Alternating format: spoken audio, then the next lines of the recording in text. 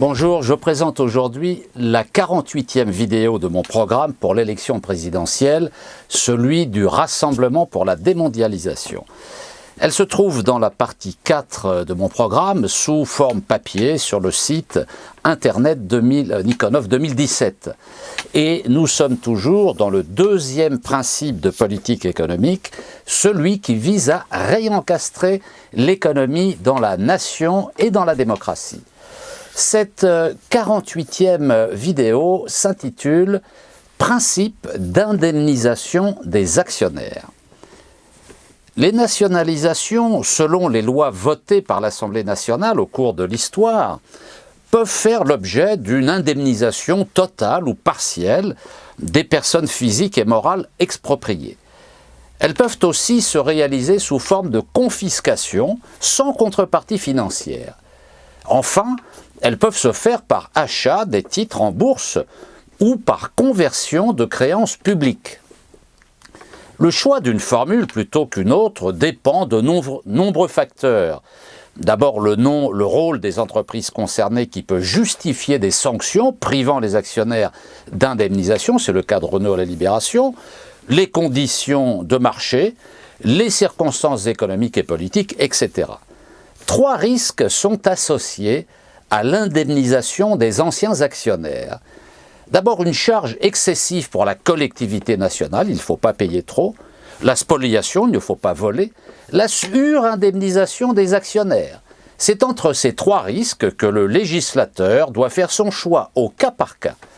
Pour éclairer ces choix, les expériences de 1944, 1948 et de 1982 doivent être redécouvertes. Commençons par l'expérience de 1944-1948. L'indemnisation a été étalée sur une longue période, car l'importance des sommes concernées rendait difficile un règlement monétaire immédiat.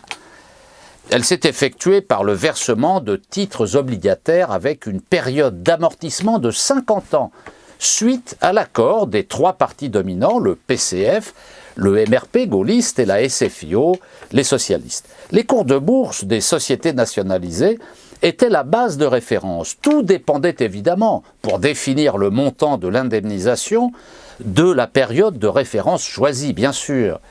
Les revenus des titres obligataires versés aux anciens actionnaires ont 2 composantes. D'abord, un intérêt fixe minimum de 3% et un intérêt complémentaire variable, tantôt fixé par la loi, 1% du chiffre d'affaires à l'EDF par exemple et 0,25 pour les charbonnages, ou laissé à l'appréciation du conseil d'administration, c'est le cas des banques et des compagnies d'assurance. Ainsi, les actionnaires des 4 banques nationalisées à la Libération ont reçu chaque année au moins l'équivalent du dividende de 1944, perçu en 1944, comme minimum garanti, avec un intérêt fixe de 3%. La nationalisation de l'électricité et du gaz a été indemnisée par un intérêt minimum de 3% plus un intérêt complémentaire indexé sur l'inflation, alimenté par un prélèvement annuel égal à 1% du chiffre d'affaires d'EDF, plus 1% pour les petits porteurs. C'est la Caisse nationale de l'énergie, CNE, qui a géré le portefeuille d'EDF. Tâche immense, car la production électrique était assurée par 86 centrales thermiques et par 300 centrales hydrauliques qui appartenaient respectivement à 54 et 100 sociétés privées. Les réseaux de transport se partageaient entre 86 sociétés. Quant à la distribution de l'électricité, 1150 entreprises géraient le marché. Enfin, 251 sociétés étaient responsables de 724 exploitations gazières de taille variée. En 1945, l'indemnisation se fait par titre viager remis aux anciens actionnaires qui deviennent des obligataires garantis par l'État, valables pour les enfants 10 ans après la mort des titulaires jusqu'à leur majorité, établis sur la moyenne des dividendes distribués avant la guerre. Pour les sociétés non cotées en bourse, des commissions spéciales ont été mises en place chargées d'établir la valeur liquidative des entreprises nationalisées. Les hauts fonctionnaires du ministère des Finances, et particulièrement l'inspection des finances, s'employa et parvint à limiter les dégâts, comme il disait, en faisant preuve de bienveillance en faveur d'une surindemnisation des actionnaires. Elle a constamment agi pour la diminution du nombre des représentants des salariés dans les conseils d'administration, fait du harcèlement des ministres qui voulaient nationaliser, militer pour la réduction du périmètre des nationalisations. Les revues académiques de leur côté n'ont jamais, quasiment jamais traité des nationalisations, sinon pour les dénigrer. Seule la revue Droit social s'est impliquée positivement. Passons maintenant aux nationalisations de 1982. Les entreprises nationalisées l'ont été à 100% par transfert de leurs actions à l'État. Les anciens actionnaires ont reçu des obligations qui avaient les caractéristiques suivantes: négociables en bourse, garanties par l'État, à taux variable en fonction du taux d'intérêt du marché des emprunts d'État non indexés, d'échéance 7 ans, amortissable en 15 ans par annuité constante. Au départ, le gouvernement voulait prendre le cours moyen des actions sur 3 ans, du 1er février 1978 au 31 décembre 1980. La Commission des opérations de bourse, la COB, l'ancienne COB, et le Conseil d'État ont donné un avis défavorable. Le gouvernement a donc proposé un nouveau calcul, après de multiples péripéties, notamment un refus du Conseil constitutionnel. Finalement, le 3e projet sera le bon. Il sera inclus dans la loi du 11 février 1982. La rédaction est totalement incompréhensible et stipule, vous allez voir, je cite, « Pour les sociétés cotées, la valeur d'échange des actions est égale à la somme majorée de 14% pour tenir compte de l'inflation, du produit du nombre des actions au 31 décembre 1981, par la moyenne des cours les plus élevés de celles de chacun des 6 mois d'octobre 1980 à mars 1981, et du montant des sommes distribuées sous forme de dividendes au titre de l'exercice 1980. La valeur d'échange par action étant égale à la somme ainsi déterminée divisée par le nombre d'actions au 31 décembre 1980. Il ne manque plus que de multiplier par l'âge du capitaine.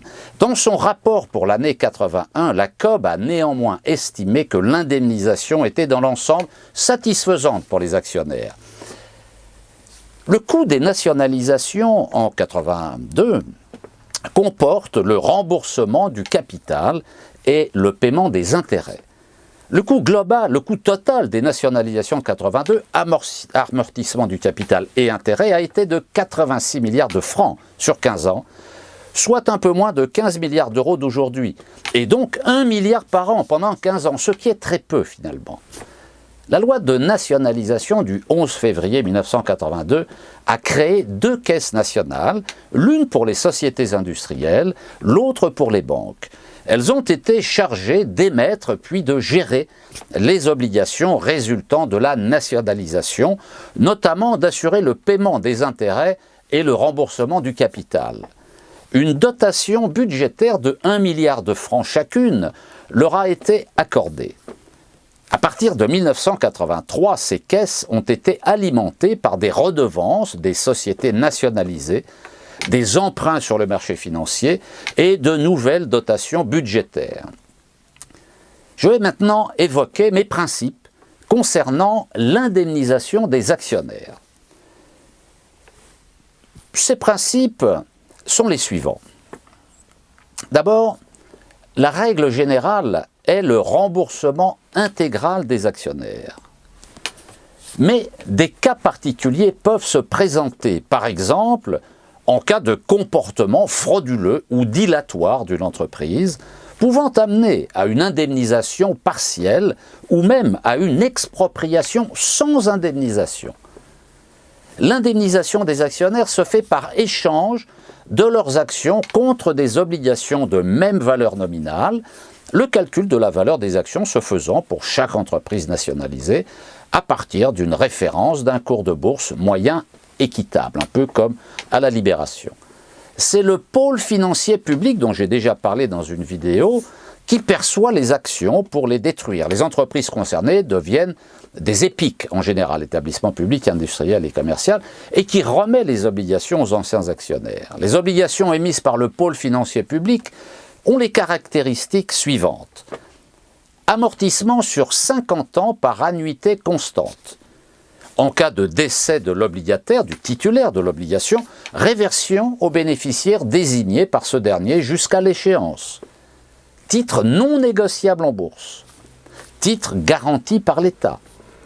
Montant de l'obligation déterminé en fonction d'une période de référence du cours de bourse défini par l'État et voté par la loi. Taux d'intérêt indexé sur le taux du livret A de la caisse d'épargne.